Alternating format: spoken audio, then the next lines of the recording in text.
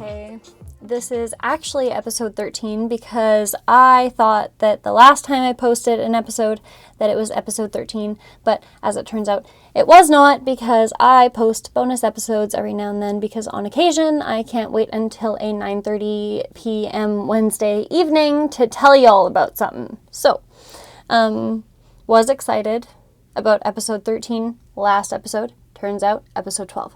This is episode 13. And if you're new and wondering why the number 13 means something to me, is because it means something to Taylor Swift. And that woman I have just been on my knees worshiping since I was like 10 years old. Anyway, so episode 13, kind of exciting. Honestly, past double digits is kind of exciting. And throwing a trigger warning early on about sexual assault, and I briefly discuss rape in the next 2 to 5 minutes probably, because I wanted to explain why I would name the person who raped me. And so the backstory and the context, if you're not aware, is recently it was exposed that there was a website with 62 million hits in February of 2026 of a website called the Grape Academy, where men would teach other men how to drug and rape their wives, and video it, and sometimes live video it and make money off of other men telling them what to do to their drugged wife. And so that was horrifying. I made a painting about it, and I only make paintings when I'm like very overwhelmed by an emotion. Like all the paintings up in my living room right now are from very specific times and represent very specific emotions for me. And I did that after learning that. And I skipped a social event that I usually attend every single Thursday evening because I was distraught by 62 million. And then I was re-distraught because some people had the audacity, mostly men, if not mostly men, all of them, the people that had these comments were men, would correct people and say it was actually 62 million views, not 62 million people. It's like, listen, motherfucker. One person is too many. One person is too many. And the fact that there was 62 million hits, and it went up, by the way, after that happened, the site got more hits. Anyway, so, your girl is scrolling through Instagram and sees a post. And it's like captioned, these women are doing something amazing and naming their rapists' full names and last known locations of them publicly. And I was like, you know what? Just for funsies. Kidding, you'll see why. I'll explain. I decided that I wanted to repost that post on my story with Matt's first name, because I don't know his last name. Matt with 1 T. It happened on Breccia Drive in Logan Lake in the summer of 2015. And the reason that I decided to post that and join in on the women who are naming their predators, basically, was that I'm at a loss of how to protect myself or my sister or my friends or women in general, because we all found out that there was 62 million hits on a website that was based around sexually assaulting and drugging women. And people actually said, well, it was 62 million views, not 62 million people. And the first thing should have been anyone's first fucking, like, reaction to that should have been horror, and then, like, some sort of sadness or empathy, and, like, just being like, holy fuck, how can I help? Like, what can I do to make that, like, clearly this is a problem if 62 million people visited this website to view and interact with this content. Like, if the first reaction of everyone is not, oh my god, how do we change this and how do we fix this in our society and what can I do to help? If that's not the reaction, which it's not, then naming the person that did the bad seems like a very safe option, because I feel as though if I am willing to post something like that, the odds of somebody in the future seeing a opening for a sexual assault, maybe they'll think twice and not do it, ? Only because they see that I've named my sexual assaulter on social media. And I do highly recommend for any and all women to do so if comfortable, because, if we name people, maybe that will actually keep us safe, because we need to do it on our own, it seems, as per. Which is fine. We can do it. We can handle it. Last week I was out of commission, cried intermittently for 3 to 5 days, and then got up, dusted myself off, got angry, moved on, ready to fucking take on whatever else is going to come at me or us, because what else can you do? So, bring it on, which is a phrase that I would tell myself like 5 or 6 years ago. And I should maybe knock on wood or something, because the last time that I was consistently using the phrase bring it on, I was like, please stop bringing it on. I'm full. I'm at full capacity of life bringing it on for me. But you know what? Right now I feel pretty okay. We'll see how it goes. Let's give it a week. I'll give you an update. Anyway, so that's why I decided to name the person who sexually assaulted me when I was a teenager, and why I decided to give those details, because I think that it doesn't only protect me, it protects women and friends around me, knowing that there's a kind of movement where you can just name them. And I think it helps. I can't think of anything else. If you have another idea, let me know. Anyway, I don't have a story time. I have been trying to think of one for 2 days. I can't think of anything. I deleted my Hinge apps. I deleted my dating apps. I don't have any interactions or dates or anything going on, so I don't have any stories for you. I've just been going to work, coming home, loving my dog, and then going to bed, and then rinse, repeat. So I don't have anything, and it doesn't matter because it's my podcast. So yay for me, can do whatever I want. No one owns this. No one... She's an independent girly. I say as if I have so many, consistent listeners, when really I think that the average is about, 6 to 8 for an episode. Not, listeners, but, consistent people that actually follow the podcast, one episode after another is, 6 to 8. Usually the listens are around 15 to 20 in the first week or two. It's pretty small. Anyway, it's fine. I do it for funsies for the most part. It would be kind of cool to get some traction, but I also don't think I could maybe potentially handle the backlash if this did get traction. So maybe we're sitting here comfy at a solid 15 downloads per episode for a reason. Anyway, okay. Regroup. The episode topic. I don't know what it's called. I don't know how to explain what it's about. I don't know what I'm going to name it when I go to name this episode. I'm glad that you know, probably, because I will have named it on the episode title when I release it. But at the moment, I have no fucking clue what I would call this. It's just a little, thought process that I had the other night, and I just started furiously typing notes on my note app on my phone.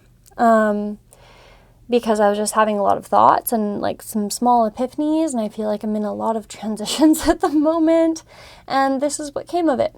So I put it into note form on my laptop, and I'm hoping that it will make cohesive sense after editing it a little bit, but we'll see, because I haven't really read through all of it. I read through all of it yesterday, or was typing all of it yesterday. It doesn't matter. Sorry. You don't care. I wouldn't care either. I don't blame you. Okay. So, episode topic. Don't know what it's called. But People can sense gaps in your sense of identity and your self-worth. Like, people around you, they're like, a lot of people are very intuitive to the level where we don't even really realize, I don't think. And people can sense if you have gaps in your self-worth. And people not good for you, I think, will take advantage of said gaps and said self-beliefs and insert their own definition of who you are onto you in a way that benefits their self-confidence, because they too have gaps in their own sense of self. So you can be close to somebody, and I feel like the wrong people will take advantage of your lower self-worth and you not knowing what you're worth and you not knowing what kind of time and love and energy that you deserve. Or maybe you do know it, but you're just taking the kind of bare minimum anyway, or less than bare minimum, because you're scared to get out of those situations, or you're scared to branch out and try to find new connections or new relationships. And it is really scary because I'm doing it. And while it's scary, I've also never felt so free in a way where I feel like I feel like I can go anywhere.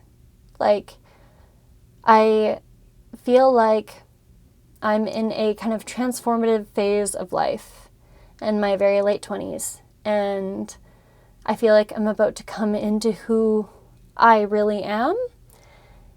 And while that's confusing right now, because I'm definitely not there, I'm very confused. I don't know what I want from my life. I don't know what kind of connections I want. I don't know who I want. I'm so confused. There's so much fucking going on. I'm so confused. I don't know where I'm going, what's happening, where I want to be.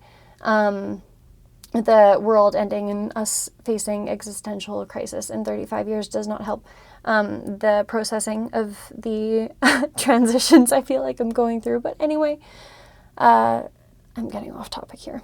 So sorry. Going back. Hey, go back and listen to my ADHD episode. And then forgive me for not editing this out, because I don't want to, because editing takes so much time. So kind of hoping that I'll just re-listen to this tomorrow morning and be like, tick, no notes, schedule post. I doubt that'll happen, but I'm trying my best right now. Anyway, okay.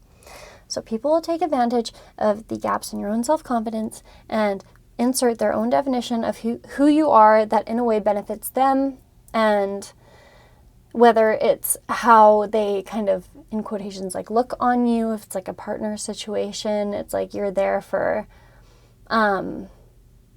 like trophy wife vibes, kind of. But it could be any individual, like man, woman, gay, like straight, whatever the fuck. Like anybody can be in this position if your partner is like sensing that you don't have the self-worth, so you're willing to take whatever they want to give you, which they're a low effort shitball, so they just don't want to give any effort, and they just want you there to compliment them and how they look and their reputation. And I think that I'm at a point where I had to take accountability for not knowing my worth, whether not saying that's a solved problem. I'm just saying I've acknowledged it recently as something that I really need to work on, because I need to hold myself accountable for what I am worth, and build my own self-worth and build my own self-trust. And there's no I'm the shit button that you can just permanently switch on, which makes things difficult. And depending on the individual, it can be even more difficult.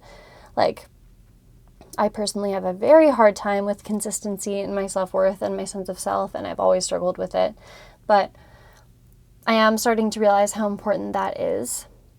And while it's easier said than done, I think that pushing against the fear and the anxiety of what other people think of you, especially like what somebody close to you thinks of you, and very importantly, combining that with giving space or cutting those out who will take advantage of your weaknesses or will see them and kind of like manipulate you into something that complements them.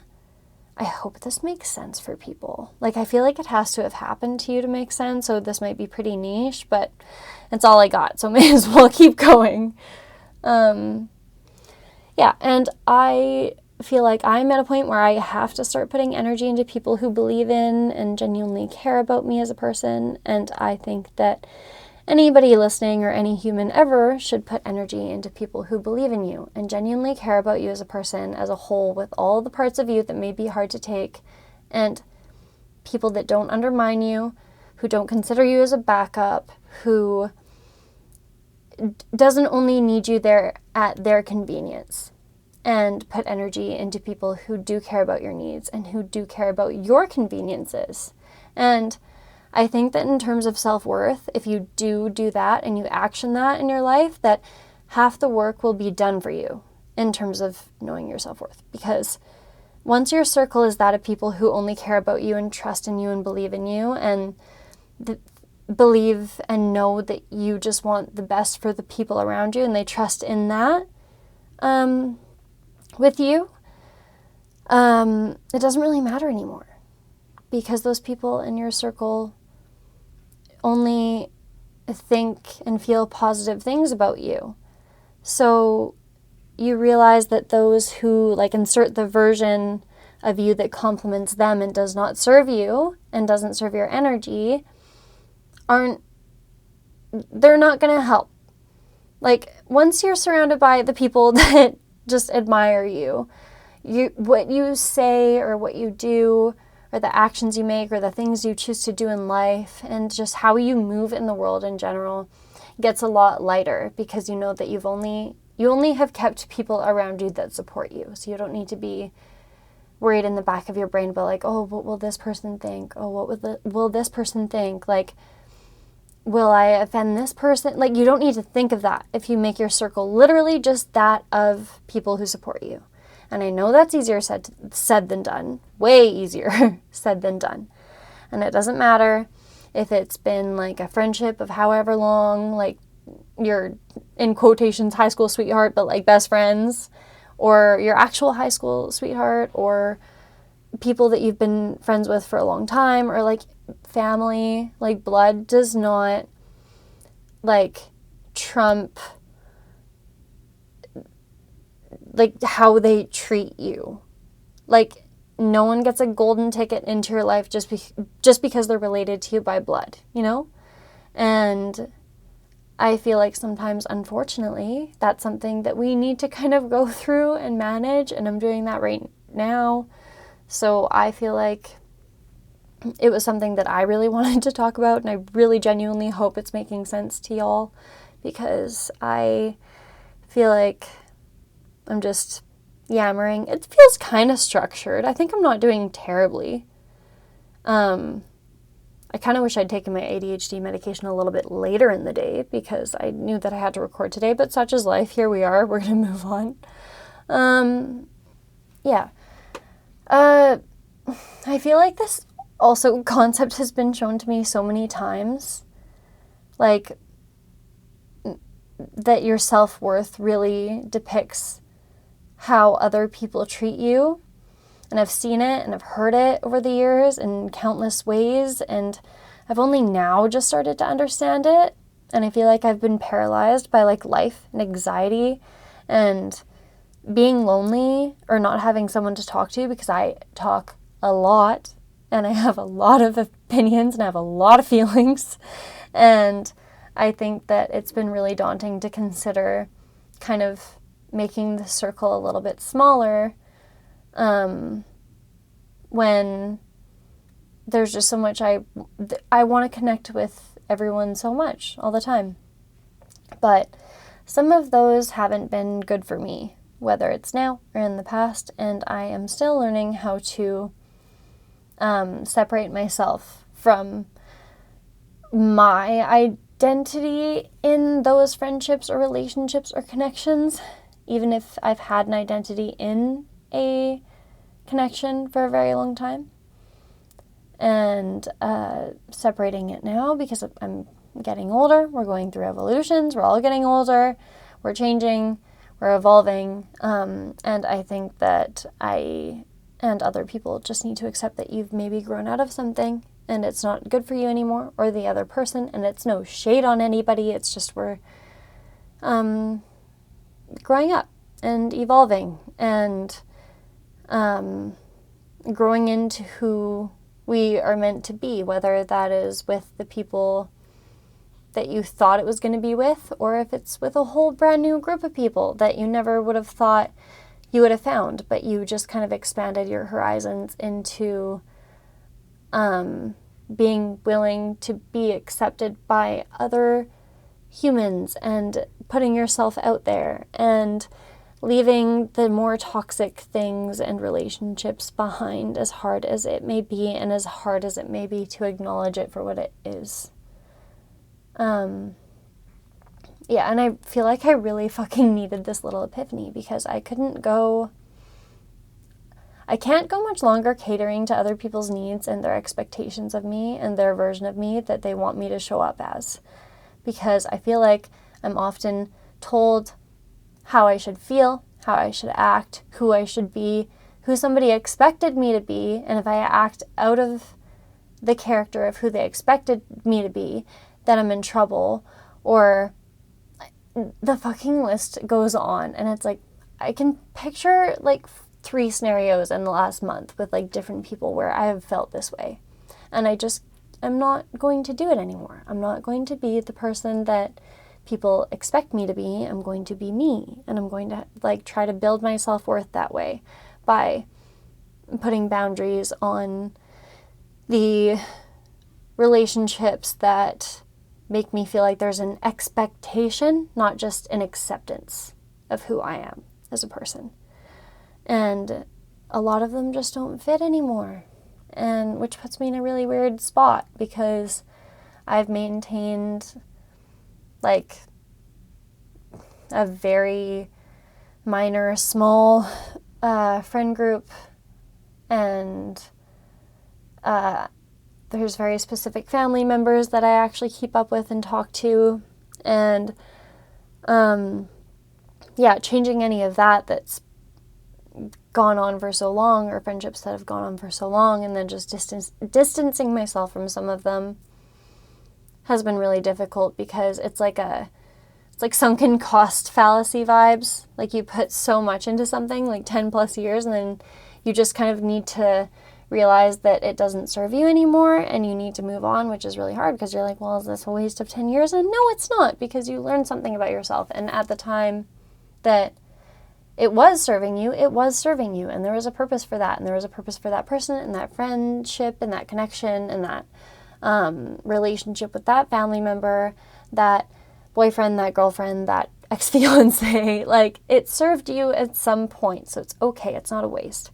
But you do need to be accountable in a way that builds up your own self-worth, because you're like, I am past this, I've evolved past this, I've grown, and these relationships don't fit me anymore.